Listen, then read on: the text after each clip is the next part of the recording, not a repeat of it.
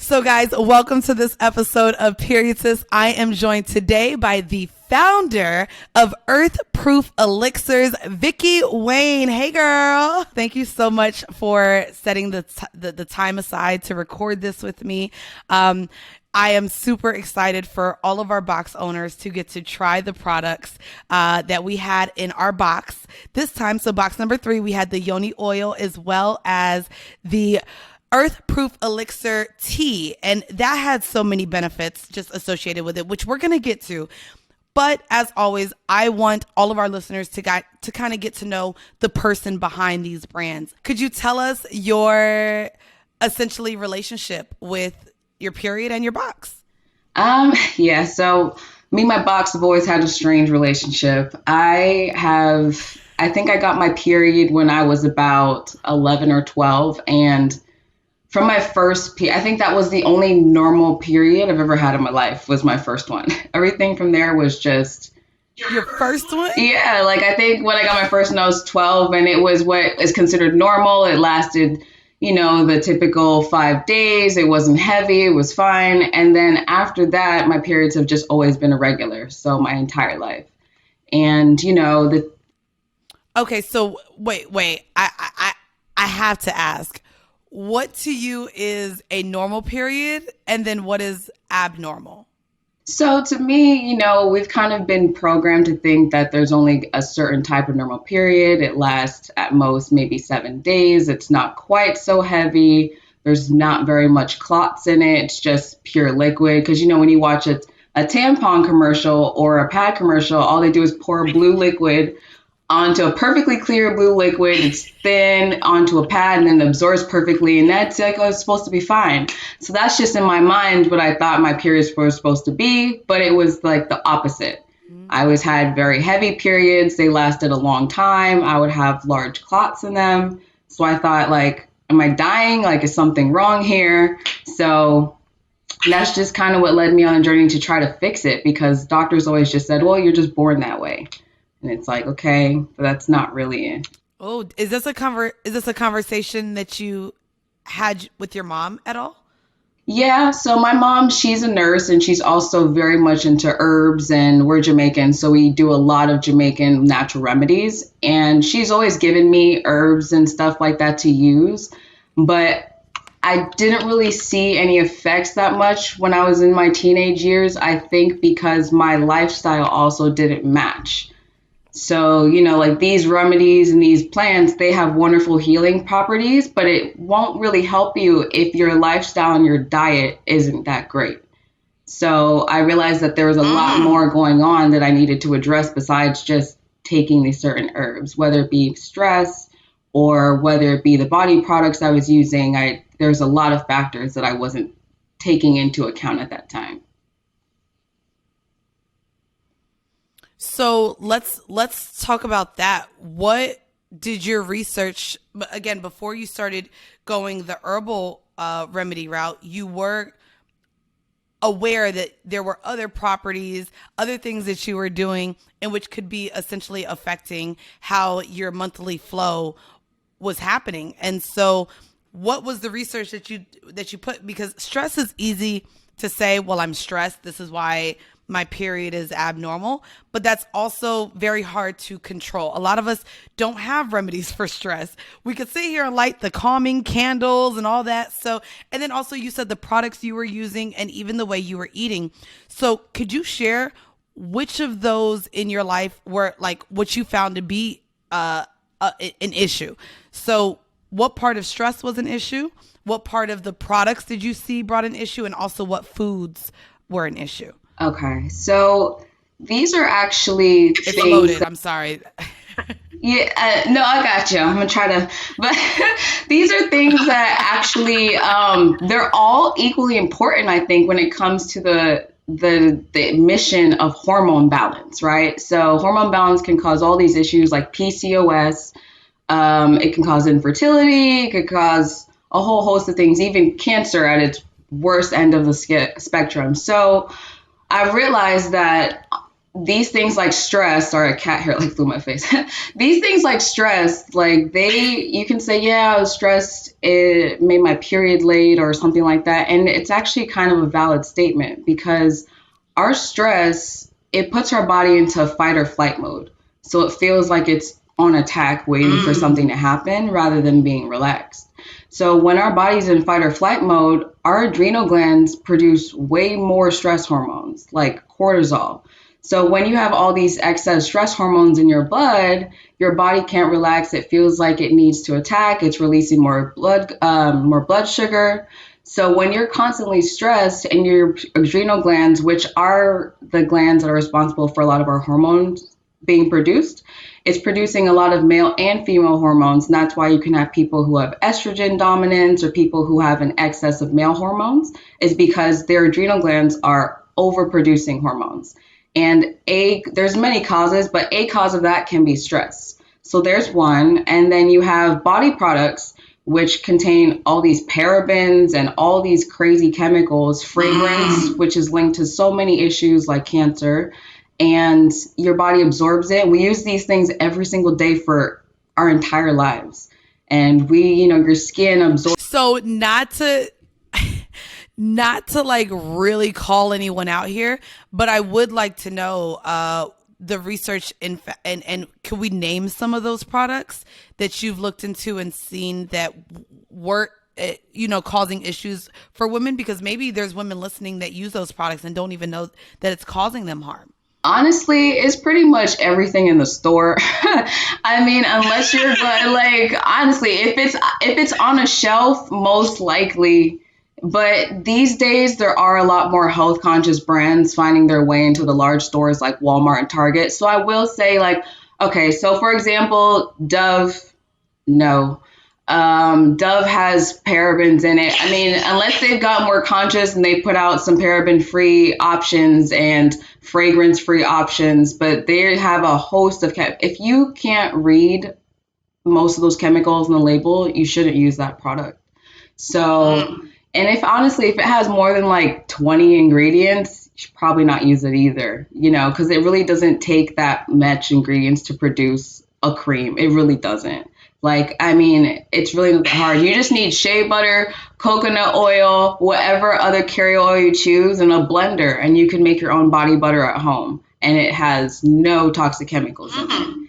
So, like Dove, Jergens, what's the other one? Suave. All the major ones. Yeah, all the ones we grew up on when we were kids have parabens. Even Cetaphil has parabens in it.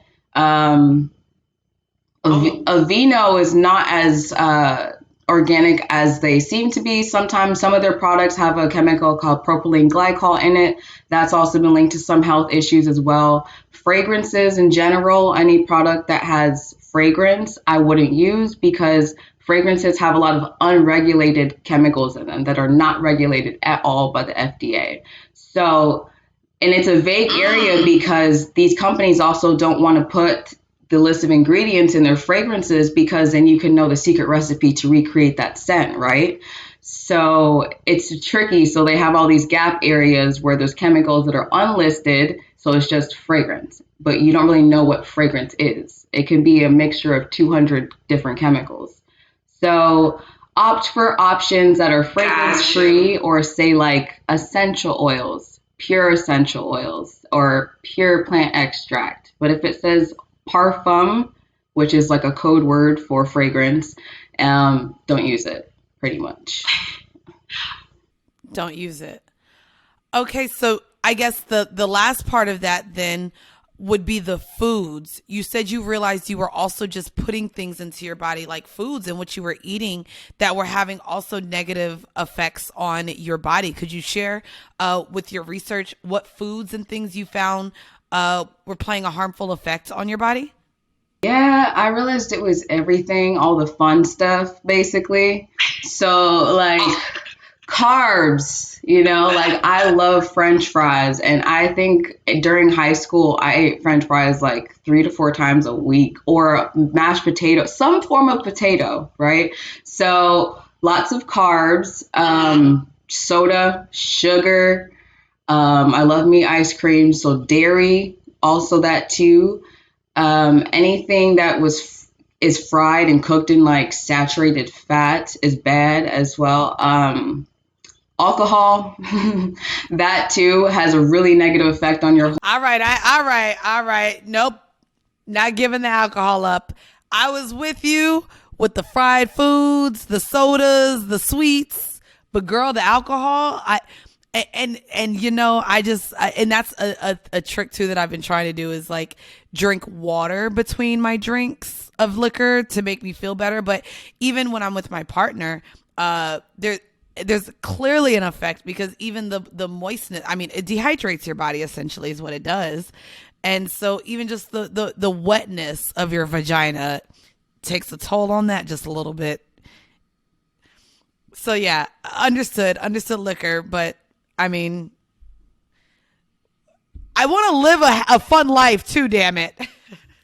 I can't lie to you. I had wine last night with my homegirls, so but it's just like I mean, we got to live a little bit, but I will say that all those things I realized after doing more research, they cause your body to have stress, especially on our livers, our pancreas, and it increases our insulin sensitivity. So a big part of, like, for example, women with PCOS, which I've also been diagnosed with. So when you have PCOS, a lot of times people have a really strong insulin sensitivity. So we like to think of hormone balance and our hormones as a problem with just like our genital area when it really starts in the brain. So once you realize that a lot of our hormone balances are a result of overstressed adrenal glands and overactive pancreas and insulin sensitivity. So what insulin sensitivity really just means is that when we eat carbs or when we have sugar in our blood, the glucose, it's in our blood. And in order for our muscles and our cells to take that sugar in to use it for energy, it needs insulin's help. So insulin is a hormone that helps our body synthesize the blood sugar, take it into our muscles and our cells, so then we can use it for energy. Because, right, that's the whole point of eating, is so that this food could then be converted into energy for our body to operate. So when we have really strong insulin sensitivity, our body's not taking in the blood sugar. So our pancreas, which creates blood sugar, starts making more blood sugar because it's like, well, why are you taking it? Do you need more? So it's making more. And so now you just have a lot of sugar in your blood, which is dangerous because it can lead to type 2 diabetes. Oh no, I was just gonna say, as you're speaking this, all I can think is, Big Mama, your arm. And I'm just like, I know this is me thinking of soul food, but that's what I'm thinking of because again, the idea of a lot of the things that we love to eat, the harmful effects that it does have on us essentially long term, and even for you to also, dig into the research and see how that's affected your I don't want to say woman health, but woman health. That's kind of essentially what we're talking about, especially when you take it back to being diagnosed with PCOS and how that's affecting you now. I guess I personally did not, I mean, of course, you don't walk around with a badge on that says, hey, I have PCOS, but I love that you being a brand partner, you're sharing the experience of so many of the listeners and women all across the world that may not even know that there are remedies to help deal and live a fulfilled even sex life with it.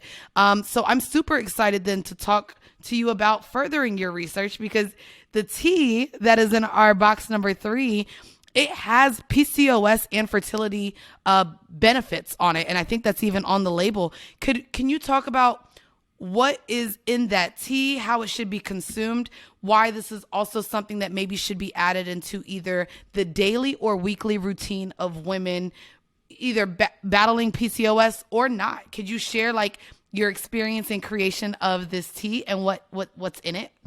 Sure. So the goal of the tea in mind is to help you, one, kind of balance out the male and female hormones going on, two, and to help with a lot of the symptoms that come with hormone balance. And so with the tea, it is a blend of raspberry leaf, nettle, hibiscus, dandelion, spearmint, calendula. These herbs their job is basically to try to help you, one, tone your uterus, strengthen the muscles of your pelvic floor, and then also help improve your insulin sensitivity so your body can properly metabolize the blood sugar so that you can just have overall hormone balance naturally. So the tea helps your body get back into balance so that you can then produce the proper hormones. So a lot of time women who have PCOS, they have a hard time getting pregnant. And because of that, they have, generally they have a lot of excess of male hormones called androgens. And so when you have, and we need these male hormones, we really do, because they help to synthesize the estrogen that our body produces. So, but when you have an excess of it, women have a hard time getting pregnant, either because they're not ovulating or they're ovulating just sporadically, which is not good because then you can't really plan your fertile window if you're trying to get pregnant. And a lot of times women will have really small follicles when they have PCOS. And so when they do fertilize an egg, it can't properly just implant itself. And so the herbs like raspberry leaf, they strengthen the lining of uterus so that if you are trying to get pregnant, it helps you get a chance at actually getting pregnant, because you need a fertilized egg to implant itself in the lining for it to start to do its baby thing. So you have the raspberry leaf, which has a lot of minerals and vitamins like iron, zinc, and then you have nettle, which also has a lot of, let me see, and then it says raspberry leaf here. I don't know if you can see it. But, and then you have like nettle, which is rich in minerals and vitamins, which you also need to have strong uterus muscles. And so when you want to get pregnant, I just learned what nettle was, actually. Shout out to the Food Network and Chopped. It was actually one of the ingredients in the basket, and it's like a prickly, almost type of looking leaf, a little bit. But apparently it's like there's a bitter taste to it. But yeah, nettles, and they were cooking using it on Chopped. To be careful if you see it growing. Just don't grab it with your bare hands because it stings. Good. It kind of has like a spinachy flavor.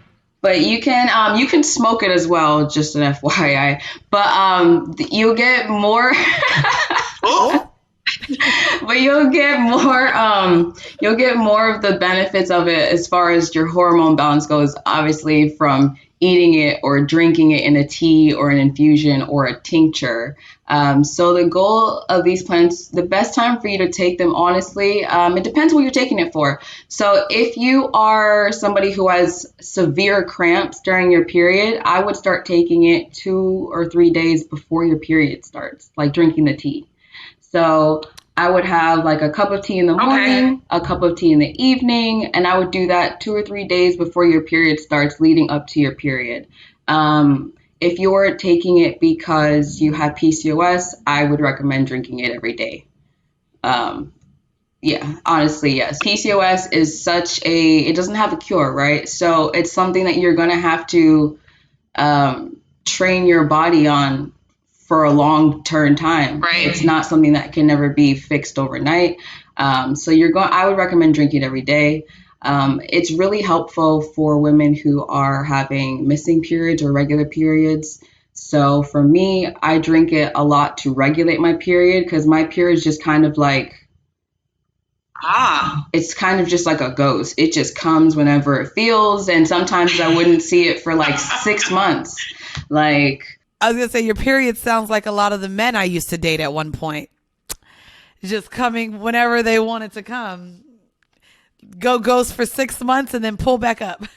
No, my period definitely be ghosting me. There are times when I didn't have my period. I think the longest I went without my period was 8 months. And it was and that was like normal for me. Normal. Like, you didn't think, did you think a baby was being formed at all? Or I missed my period for 2 months and I'd be like, all right, I got to go to every single doctor. But I guess with PCOS, that's something that you already just were familiar with battling. Okay. I mean, the thing is I actually didn't get officially diagnosed with PCOS until last year. And I'm 29. So it's just because I just always just knew just by doing my, Dr. Google told me that I had PCOS and all my symptoms matched. And I just knew like, there's no way I don't have something. That's how I always looked at it, if that makes sense. Because there's no way you can have a period that shows up twice a year and your hormones are perfectly fine, Like I just knew. Right. Absolutely. Oh, okay. I did want to make sure that we discuss as well. One of the other products that many of you found in box number 3 was the yoni oil. So can you kind of provide some of the benefits that would be in the yoni oil? Yeah, so the yoni oil is really helpful for multiple reasons. So you can use it as a pH balanced moisturizer to put on after you come out the shower. You can also use it as a cramp oil. So if you're having some really intense cramps, you can kind of massage it into your lower abdomen area. You can also, sometimes if you're, let's say you're having your pH is off a little bit, you can use it in that area to help get rid of the candida, which some of us know is when you have candida overgrowth, that's when BV and yeast start to have a party. So you can use it like that to help get rid of the candida because the herbs in it naturally are antifungal and antibacterial. So you can use it as a lubricant, but I will say oil is not compatible with latex. So you cannot use the oil if you're going to use condoms. If that makes, because it will cause a condom to break. I'm so glad you said that. Yes. I don't want anybody blaming me for babies. So I'm just saying, it's not compatible. Don't do it unless you have a backup plan. I don't know. So you can also use it after if you shave down there, shave your bikini area, you can use it to help prevent ingrown hairs. And over time, the herbs in it, which includes raspberry leaf and nettle and dandelion, and a lot of these hormone balancing herbs, you can massage it on your like ovarian area if you're trying to, increase your fertility, or if you're trying to bring your period on. A lot of times, we don't get our period because we're not ovulating. So you can massage it in that area to encourage the same. Right. Yeah. So it and the tea really work well together because they work on the same, they have the same mission, right? It's just some people maybe are not into tea and some people would rather just massage something on. But of course, drinking tea or taking something internal will have a much quicker and much stronger effect. So I really recommend doing both. The oil, though, you can use it all the time. If you are pregnant, though, I would not use the oil or drink the tea. So if women who are pregnant, I recommend women who are pregnant don't consume herbs at all during their first trimester. It's really debatable. Like there are some herbs that you can drink during your first trimester, maybe a little bit of ginger or lemon balm or raspberry, but always talk to your doctor first and see what they say. But those herbs, it's always been debated by it's just a debate. And some herbalists say you can do it during your first trimester. Some say wait till your third. I say why not stay on the safe side and just wait. So, but always talk to your doctor and see what feels good for you. But yeah, it's really helpful for women with menopause as well. If you're having hot flashes, the tea will really help you with that. And if you are anemic, the herbs in this blend have a lot of iron in them. So it's really helpful to combat iron deficiency anemia if you're somebody who has trouble with iron. Awesome. Vicky, you just dropped so much knowledge. I feel like I should have had a pen and paper out taking notes. I hope the women who listen to this episode learn so much. No, you dropped so much information, and I love that. Not only were we able to have this conversation, but people are going to be able to try out these products like this. And again, guys, make sure to stay tuned because we are going to drop a promo code for you to go ahead and purchase these products and anything else on the Earthproof Elixirs website. If you were not able to get a box, Vicky, can you go ahead and also, before we get out of here, let our listeners know where they can find you and where they can support you? Sure. So we right now we're selling off of Etsy. So you can find us on Etsy by searching Earthproof Elixirs, or you can also go to etsy.com/shop/earthproof elixirs. Another easy way is just to go through our Instagram where our shop is linked. So our Instagram page and on Facebook, we are Earthproof Elixirs. And Elixirs is Elixirs. You can just follow us on Instagram, and there's a link in our bio that leads straight to our apothecary shop where you can find teas, oils, tinctures, capsules, anything like that to help you with your wellness journey, really. Awesome. And guys, all of that information is going to be in the description of this episode. Make sure you stay tuned. I'm going to drop a little bit of stats and facts for you guys, including more benefits with the herbal remedies that were discussed in this show. And of course, a little bit of a deeper dive into all of the great tips and suggestions that Vicky was able to provide for us today. So guys, make sure you stay tuned. And Vicky, thank you again so much for joining us here on Period Sis. Oh, thank you for having me. Thank you.